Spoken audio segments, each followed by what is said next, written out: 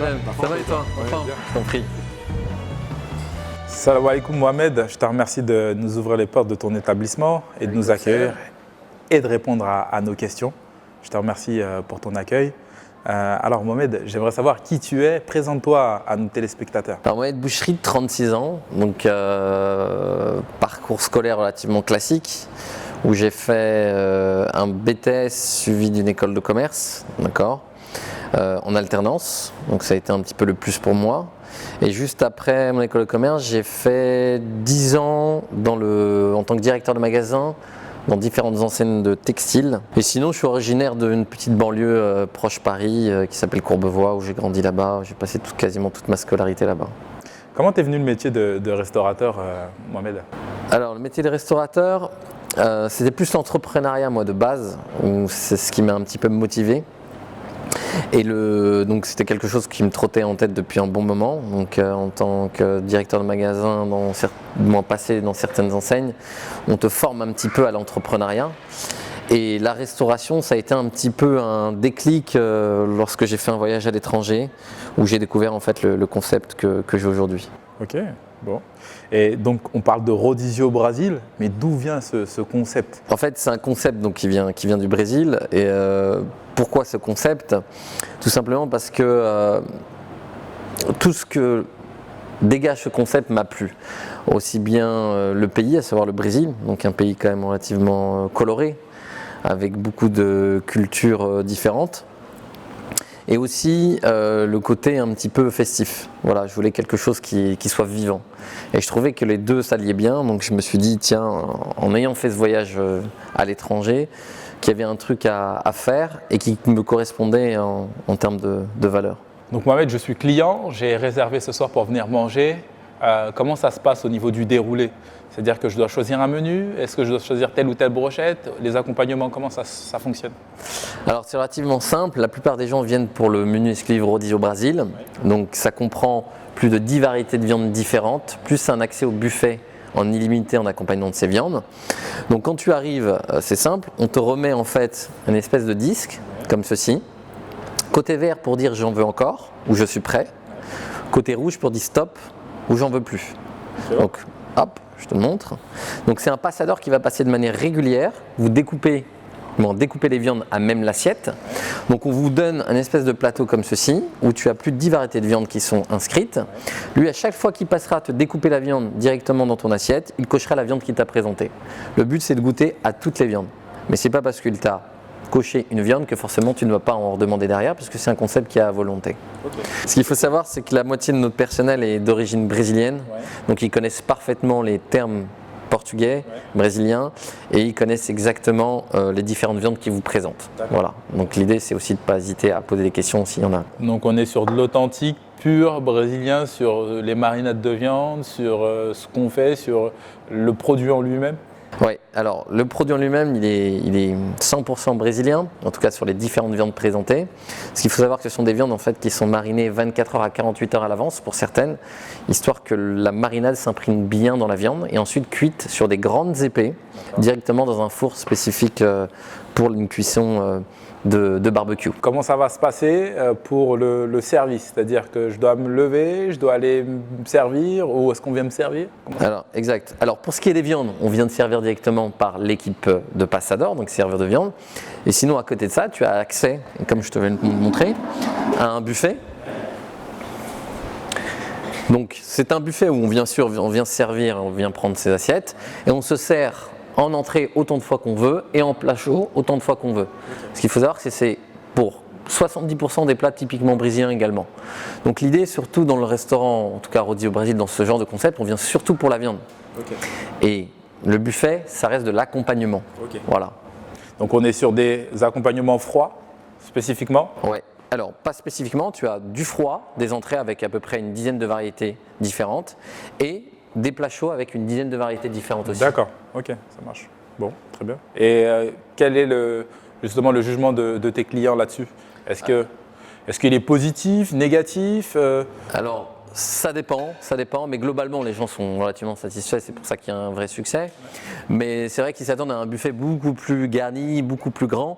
Mais comme on leur explique, si on fait un buffet beaucoup plus grand et beaucoup plus garni, ils vont manger essentiellement du buffet. Et comme c'est un concept où on mange plus de 10 variétés de viandes différentes, l'essentiel il est sur la viande. On vient la vraie star ici, ce sont les viandes. Donc si je comprends bien, le budget est très restreint volontairement, justement Exactement. pour que les clients aillent beaucoup plus vers la viande que les accompagnements. Exactement. Mais on a quand même des accompagnements pour faire en sorte que la viande se mange avec d'autres choses, mais c'est surtout les viandes. D'accord, très bien. Ok. Sur le site LDC Halal, vous avez remporté 2 fois donc, le trophée comme étant le meilleur restaurant cuisine du monde sur notre site internet, ce qui est plutôt pas mal. On est venu vous remettre le trophée ici même. Comment vous gérez au quotidien ce succès, le nombre de réservations est considérable que vous avez, la gestion d'un tel personnel, parce qu'on voit que vous avez une grosse équipe. Comment ça se gère au quotidien ? Effectivement, alors, pour parler de LDC, c'est vraiment ces 2 trophées-là, ça a été un peu la consécration du travail qu'on a fourni pendant tout ce temps-là, depuis l'ouverture, depuis presque maintenant 2 ans. Donc déjà merci à LDC d'avoir vraiment fait l'effort de se déplacer, de suivre un petit peu toute notre évolution. Et ça, vraiment, ces 2 trophées, ça a été un petit peu la cerise sur le gâteau de notre boulot fourni. Comment ça se gère ? C'est vrai que c'est une belle machine, parce qu'aujourd'hui on fait quasiment plein, on est tout le temps complet, quasiment tous les jours. On a effectivement une grosse demande et on ne peut pas malheureusement absorber toutes les demandes. On essaie un maximum de répondre aux demandes de réservation. C'est pour ça qu'on a mis depuis maintenant 6 mois un système de réservation en ligne où les gens peuvent réserver via le site web 24 heures sur 24, en plus des appels téléphoniques où on a mis 2 lignes téléphoniques parce que malheureusement une seule ligne ne suffisait pas, donc on en a mis une deuxième pour pouvoir absorber toutes ces demandes. Mais malgré tout ça, ça ne suffit pas parce que la demande est tellement forte que les gens veulent venir en masse, et notamment les grands groupes. Donc on a une capacité malheureusement qui ne propose pas forcément d'atteindre 20-25 personnes sur des anniversaires. Et j'en profite pour dire que voilà, on va ouvrir un 2e établissement beaucoup plus grand, donc avant fin 2018, où là on pourra accueillir encore plus de monde. Et à quoi aujourd'hui ça ressemble une journée d'un gérant de restaurant comme le vôtre, Mohamed ? Une journée type, donc lever tôt, à peu près on va dire 8-9 heures. On vient faire un point au niveau du restaurant avec le chef cuisinier pour savoir un petit peu comment ça va se passer la journée sur son buffet. Et ça, ça demande un échange avec le chef cuisinier pour savoir qu'est-ce qu'il va mettre en fonction des saisons. Ensuite, c'est bien sûr faire un point au niveau, parce qu'on a plusieurs équipes, une équipe viande, une équipe cuisine et une équipe salle, c'est faire le point avec chaque personne, chaque responsable d'équipe. Ensuite, c'est faire un point aussi sur les réservations pour savoir un petit peu qu'est-ce que la journée nous attend, parce qu'on prend quasiment essentiellement sur réservation. Ensuite, c'est le service en lui-même, donc un service assez dense. On donne un coup de main, le plus souvent je suis en caisse, le plus souvent aussi j'apporte un échange avec le client ou en salle, ou j'aide en salle. Donc ça va assez vite parce que c'est l'heure on la voit pas passer parce que ça va très vite. Puis après ça c'est un petit point break, on retravaille un petit peu sur la com, sur un peu d'administratif. On va se faire une sieste quand même d'1 heure, très important, pour pouvoir reprendre le service du soir et c'est rebelote. Donc c'est une journée assez chargée, mais très intéressante sur l'échange que tu peux avoir avec les différents clients. Parce qu'on a vraiment des clients complètement variés, et ça c'est assez riche. Quelles compétences ça demande en termes de travail de devenir restaurateur aujourd'hui ? Alors, je pense que l'entrepreneuriat de manière globale, c'est pas donné à tout le monde. Je pense qu'il faut avoir un certain caractère, une certaine personnalité pour pouvoir affronter toutes les difficultés qu'il peut y avoir. Mais en soi, tout est possible. Je pense que c'est important d'avoir 3 choses pour pouvoir monter un business et notamment dans la restauration. Le premier pôle, je pense qu'il faut avoir, et c'est le plus important, des capacités managériales. La gestion d'une équipe, c'est je pense qu'il y a de plus important, et si on n'a pas un minimum d'expérience, ça peut être compliqué. Ça c'est la première chose. La deuxième chose, il faut aussi avoir un pôle, je dirais, gestion, parce que ça demande aussi un peu d'administratif, l'analyse des chiffres, savoir un petit peu à combien est l'addition, voir un petit peu l'offre, s'il ne faut pas la réadapter en fonction de la demande, en fonction de ce que le client demande. Et puis le pôle commerce, ça englobe vraiment bien sûr l'offre prix, mais aussi tout ce qui concerne le marketing.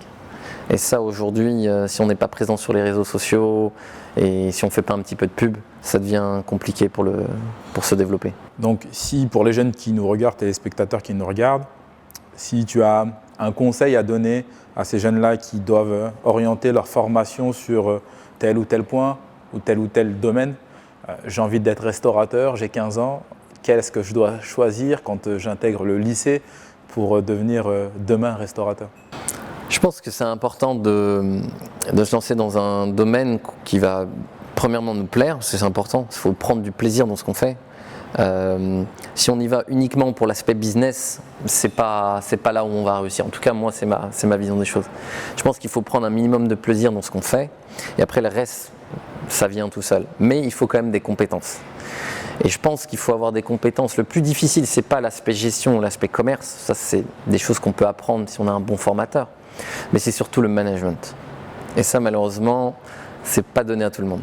Il faut avoir la capacité à comprendre son personnel, à faire en sorte d'être présent pour eux et surtout faire preuve d'humilité, c'est-à-dire ne pas hésiter à faire la même chose qu'eux. C'est pas parce que je suis patron que je ne peux pas prendre une caisse ou que je ne peux pas aider en salle. Ça, c'est quelque chose de très très important pour moi. Prendre le balai. Et prendre le balai, ça m'arrive souvent, prendre le balai. On reçoit pas mal de messages et en l'occurrence, il y a un message qui m'a un peu interpellé. Il y a un jeune, une fois, qui m'a envoyé un message qui me dit « Je suis jeune de banlieue, je souhaiterais plus tard ouvrir un restaurant, devenir restaurateur. Je ne souhaite pas passer par une banque pour financer mon projet. Quelles sont les issues qui s'offrent à moi? C'est-à-dire comment demain je peux financer mon projet sans pour autant passer par une banque? Quelles sont les différentes configurations qu'on peut avoir quand on a envie de devenir restaurateur? Je ne pense pas que ce soit un problème financier de base. Le plus important, c'est d'abord d'avoir une bonne idée. Et aujourd'hui, quand on se débrouille un petit peu, on peut avoir un financement. Mais vraiment, là où je veux vraiment insister, c'est vraiment trouver une idée qui va faire le buzz. Une idée que personne n'a eue avant et qu'on lance. Et Dieu sait qu'il y en a. Et travailler sur l'idée de manière à la rendre la plus parfaite possible. Ensuite, pour ce qui est du financement, c'est assez simple. Moi, je suis passé. Alors, j'avais des économies, puisque j'ai fait 10 ans en tant que salarié dans différents boulots où j'ai pu mettre de l'argent de côté. Donc, ça m'a donné quand même un pécule important. Et à côté de ça, il y a eu aussi l'emprunt familial, qu'on appelle Love Money, donc des amis. Donc, ça m'a donné un petit peu plus de capital.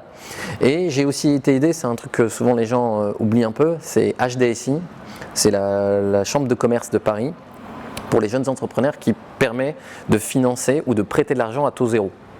C'est comme ça que j'ai eu un budget en fait. Un budget de départ en réalité. De départ, voilà, qui m'a permis de financer ma trésorerie de lancement. Donc tu passes devant un jury, tu présentes un projet, un business plan et si les gens sont satisfaits, ils te financent. Je suis très content de ta dernière réponse, Mohamed. Surtout que dans notre communauté, on va dire, on revoit souvent les mêmes choses se copier. Les mêmes choses se répéter ou se dupliquer sans apport d'idées personnelles, c'est-à-dire qu'on ne voit pas forcément le développement de l'idée de la personne. Et dans ta dernière réponse, justement, on retrouve justement le fait de développer sa propre idée et d'aller au bout de son concept. Et je te remercie pour la réponse de tes questions. C'était très pertinent. Merci. Merci à toi. Merci pour ta disponibilité. J'espère te revoir peut-être l'année prochaine pour une remise. J'espère, Inch'Allah, pour la 3e. Inch'Allah, en tout cas, on va travailler pour. Et un petit mot de la fin, justement, pour qu'on puisse… Non, mais il y a peut-être un message pour les jeunes. L'entrepreneuriat, c'est quelque chose de pas facile, mais c'est vraiment passionnant. Et j'invite vraiment les jeunes à croire en ce qu'ils veulent faire. Et surtout, prendre le temps, pas trop se précipiter et travailler. Donc la petite parenthèse, c'est que j'ai mis 1 an pour préparer le projet. 1 an d'écriture, 1 an de benchmark, 1 an d'aller chercher un petit peu à droite, à gauche ce qu'il y avait de mieux pour pouvoir faire un restaurant. Donc prendre le temps et puis y aller jusqu'au bout, vraiment tout est possible. Tout est possible dans la vie.